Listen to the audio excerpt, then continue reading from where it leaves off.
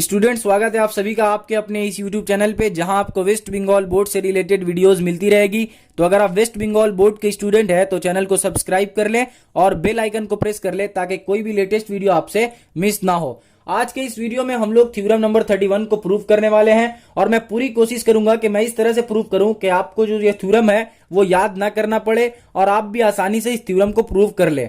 तो इस थ्योरम में सबसे पहले तो हम लोगों को यह जानना होगा कि इस थ्योरम में प्रूफ करने के लिए आखिरकार हम लोगों को क्या है।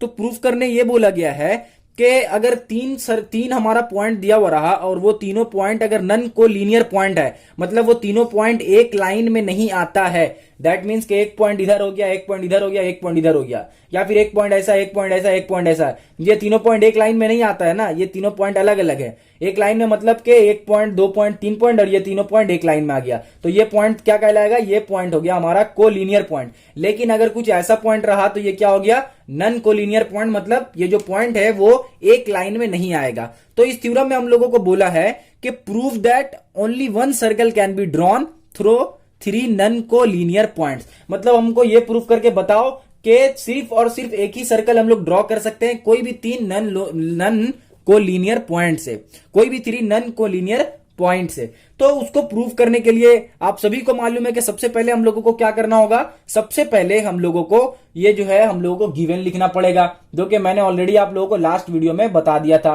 ठीक है, गिवन लिखना पड़ेगा जो कि आपके बुक में ऑलरेडी लिखा हुआ होगा। तो मैं कोशिश करूंगा कि जो आपके बुक में लिखा हुआ है वो तो आप देख ही लेंगे। मैं कोशिश करूंगा आपको ये समझाने के कि किस तरह से आप जो है वो बिना याद किए थ्योरम को प्रूव कर सकते हैं। तो गिवन वगैरह जो है वो तो आप लिख लीजिएगा अपने से, और टू प्रूव में भी आप लिख लीजिएगा, और कंस्ट्रक्शन भी आप खुद से कर ही लीजिएगा क्योंकि ये बुक में लिखा हुआ है, लेकिन कंस्ट्रक्शन में भी यहां पे आपको बताऊंगा। ओके, तो देखिए सबसे पहले हम लोगों को क्या करना पड़ेगा कि कोई भी 3 पॉइंट लेना पड़ेगा इसके लिए। अब कोई भी 3 पॉइंट आप कहीं भी ले लीजिए। मान लीजिए मैंने एक पॉइंट यहां लिया, एक पॉइंट मैंने यहां ले लिया और एक पॉइंट मैंने इस जगह पे ले लिया। क्लियर है? ठीक है, ये एक रैंडमली मैंने कोई भी जगह पे पॉइंट ले लिया। तो क्या हो गया? गिवन पॉइंट है हम लोगों का क्या? एक पॉइंट मान लीजिए ए है, एक हमारा बी है और एक पॉइंट है सी। तो आप गिवन में क्या लिखिएगा? गिवन में आप लिखिएगा कि लेट ए बी एंड सी जो है हमारा वो 3 कोलिनियर पॉइंट है। ठीक है, तो ए बी और सी ये 3 कोलिनियर पॉइंट है, ये आप लोग लिखिएगा गिवन में। अब हम लोगों को क्या करना है? प्रूव करना है। तो टू प्रूव में आप क्या लिखिएगा?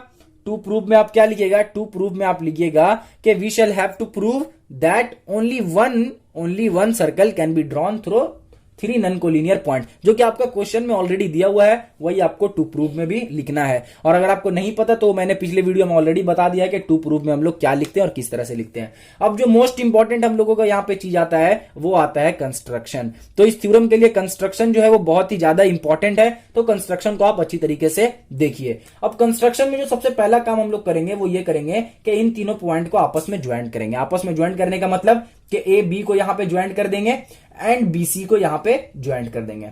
ओके, अब हमारा A B and B C जो है वो क्या हो गया है? A B and B C joint हो गया है। अब जो नेक्स्ट हम लोगों को काम करना है वो ये करना है कि ए बी का परपेंडिकुलर बाइसेक्टर हम लोगों को ड्रॉ करना है। अब परपेंडिकुलर बाइसेक्टर किसे कहते हैं नहीं पता है तो मैं यहां पे बता दे रहा हूं। ये हमारा एक लाइन है ए बी। ओके, अब अगर आपको बोला गया कि इसका परपेंडिकुलर बाइसेक्टर ड्रॉ करो तो आपको क्या करना होगा? एक ऐसा लाइन ड्रॉ करना होगा जो इसके ऊपर परपेंडिकुलर भी हो और साथ ही साथ इन दोनों को इक्वल हाफ में बांट रहा हो, यानी इक्वल हाफ में डिवाइड कर रहा हो। तो अगर हम लोग यहां से एक लाइन ड्रॉ करते हैं, अगर ये हमारा परपेंडिकुलर बाइसेक्टर है और ये AC है तो क्या हो जाएगा? AC is equal to BC। तो मतलब परपेंडिकुलर बाइसेक्टर का ये मतलब हुआ कि ऐसा बाइसेक्टर जो कि हमारा परपेंडिकुलर भी हो। तो ये हो गया परपेंडिकुलर बाइसेक्टर। तो वही बाइसेक्टर हम लोगों को यहां पे ड्रॉ करना होगा। अब हम लोग एक यहां पे ले लेते हैं एस्टिमेट। आपके पास तो कॉपी है, स्केल है, आप उसमें अच्छी तरीके से मेजर करके कर सकते हैं। तो परपेंडिकुलर बाइसेक्टर यहां पे लेंगे हम लोग। तो ये जगह मान लीजिए हमारा सेंटर होगा। ठीक है, इस जगह का नाम हम लोग एम लिख देते हैं। ओके, अब हम लोग क्या करेंगे? यहाँ पे एक परपेंडिकुलर जो है वो ड्रॉ कर लेते हैं। तो हमारा एक परपेंडिकुलर यहाँ पे इस तरह से ड्रॉ हो गया। ये देखिए यहाँ परपेंडिकुलर, यहाँ परपेंडिकुलर है, तो इसको आप पूरी तरीके से ऐसे ड्रॉ कर लीजिए। ठीक है, ड्रॉ करने के बाद जो ये लाइन BC है, ये जो लाइन BC है, इसमें भी आप क्या कीजिएगा? इसमें भी एक परपेंडिकुलर बाइसेक्टर को ड्रॉ कर लीजिएगा। परपेंडिकुलर बाइसेक्टर मतलब ये हमारा यहाँ पे कुछ सेंटर होगा, मतलब ये 2 इक्वल पार्ट्स में हम लोगों को डिवाइड करना पड़ेगा और इसका नाम जो हम लोग N लिख देते हैं, ये जो पॉइंट का है। ठीक है, अब यहां से एक परपेंडिकुलर बाइसेक्टर खींच लेते हैं। यहां से आप अपने कॉपी में अच्छे से इसको परपेंडिकुलरली यहां से खींचिएगा। तो ये हमारा इस पे और इस पे परपेंडिकुलर हो गया है। ओके, अब यहाँ पे आप लोग नोटिस कर रहे होंगे कि ये जो दोनों लाइन है वो एक जगह पे जाके मीट कर गया है, यहाँ पे आकर मीट कर रहा है ये लाइन।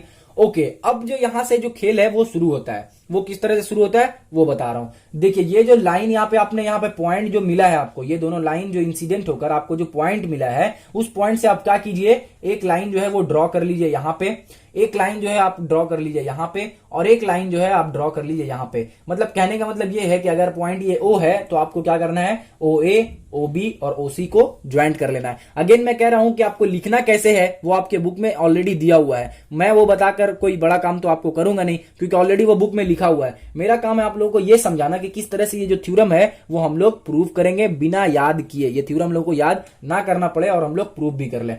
तो देखिए हम लोगों ने क्या किया, OA, OB और OC को यहाँ पे ज्वाइंट कर लिया है। अब हम लोग क्या करेंगे कि कोई भी एक लाइन लेकर, कोई भी यहाँ पे एक लाइन लेकर हम लोग क्या करेंगे, सर्कल को ड्रॉ कर लेंगे। मतलब या तो OC या तो OB या तो हमारा OA, इन तीनों में से किसी भी एक को लेकर क्या करेंगे, हम लोग सर्कल को ड्रॉ कर लेंगे। तो जैसे ही हम लोग यहाँ पे सर्कल को ड्रॉ करेंगे तो सर्कल हमारा कुछ इस तरह से यहाँ पे ड्रॉ हो जाएगा, कुछ इस तरह से ड्रॉ हो जाएगा सर्कल हमारा।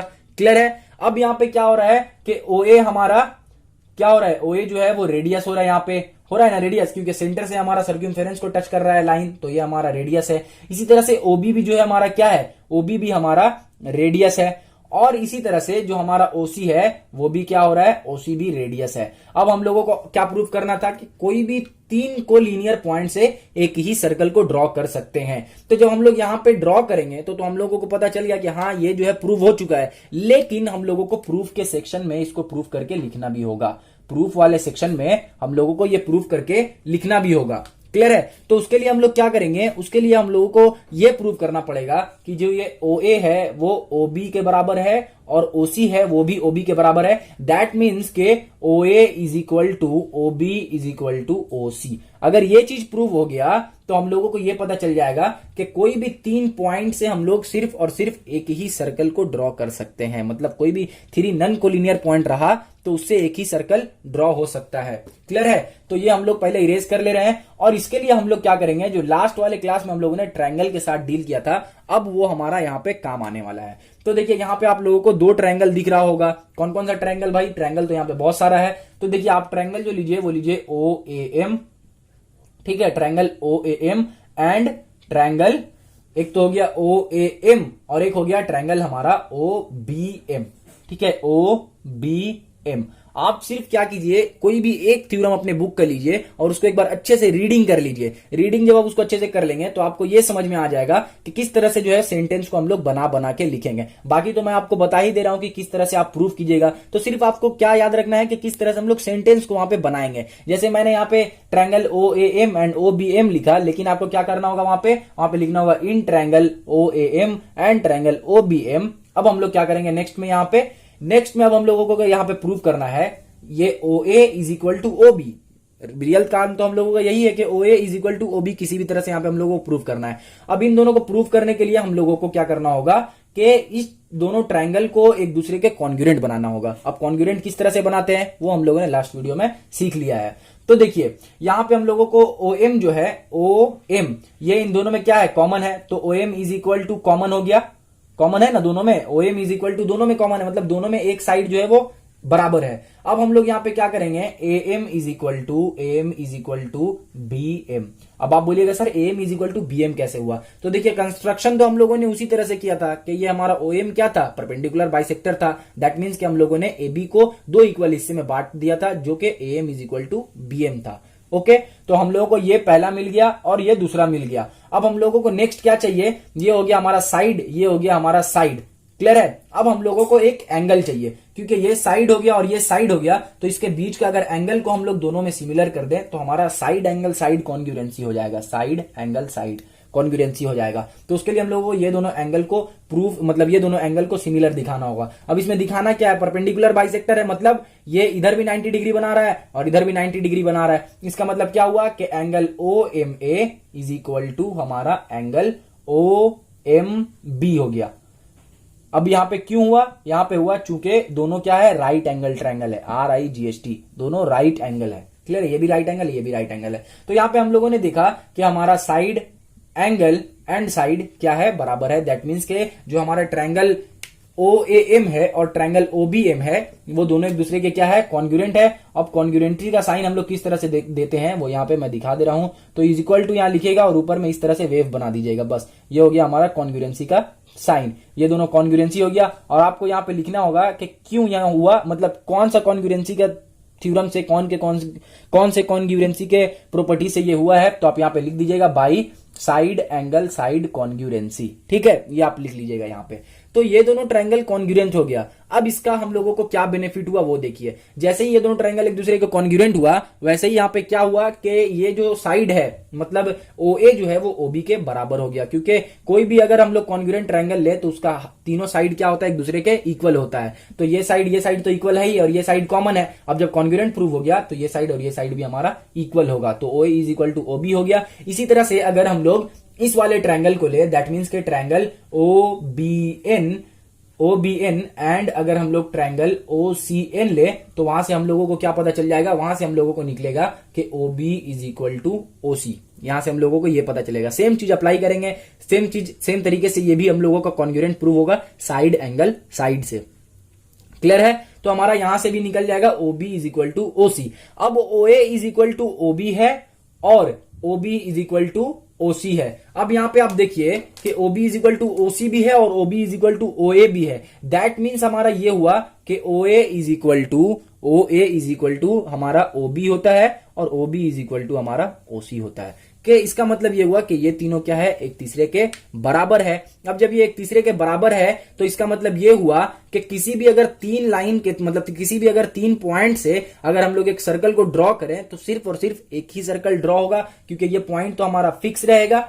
ये पॉइंट क्या रहेगा, हमारा फिक्स रहेगा। और जो इस पॉइंट को और सेंटर को जोड़ेगा वो क्या रहेगा, तीनों पॉइंट को और सेंटर को जोड़ने वाला जो लाइन है वो एक दूसरे के एक तीसरे के बराबर रहेगा। तो इसीलिए सिर्फ और सिर्फ जो है हमारा एक ही सर्कल जो है वो फॉर्म हो सकता है किसी भी 3 नन को लीनियर पॉइंट्स से। उम्मीद है आप लोगों को ये समझ में आ गया होगा। जब ये हो जाएगा तो आप लोग क्या कीजिएगा, यहां पे लिख दीजिएगा कि हेंस, जैसे कि हम लोगों ने यहां पे प्रूव कर दिया, तो hence only 1 circle can be drawn through any 3 non collinear point. और उसके बाद ऐसे ब्रैकेट में देकर आप लोग यहाँ पे ऐसे प्रूव्ड लिख दीजिएगा। अगर आपने वीडियो यहां तक देखा है तो उम्मीद है मुझे कि आपने कुछ ना कुछ नॉलेज यहां से गेन कर लिया होगा और दोबारा आपको कोई भी थ्योरम टू से कि ये वाला थ्योरम तो कम से कम आपको याद करना नहीं पड़ेगा। नेक्स्ट वाले वीडियो में हम लोग नेक्स्ट वाला थ्योरम प्रूव करेंगे और उम्मीद है कि वो थ्योरम भी मैं इस तरह से प्रूव करूंगा कि आपको वो थ्योरम याद करने की जरूरत ना पड़े। तो अगर आप इस थ्योरम में कोई भी कंफ्यूजन बाकी रह गया है तो आप कमेंट सेक्शन में जाकर पूछ सकते हैं, मैं उसका जवाब आपको पूरी तरीके से देने का कोशिश करूंगा। और अगर आपको ऐसा लगता है कि ये वीडियो आपके क्लासमेट्स को भी हेल्प प्रोवाइड कर सकता है तो ये वीडियो को अपने क्लासमेट्स तक जरूर शेयर करें। मिलता हूं आपसे नेक्स्ट वीडियो में, तब तक के लिए अपना ख्याल रखें। Thank you.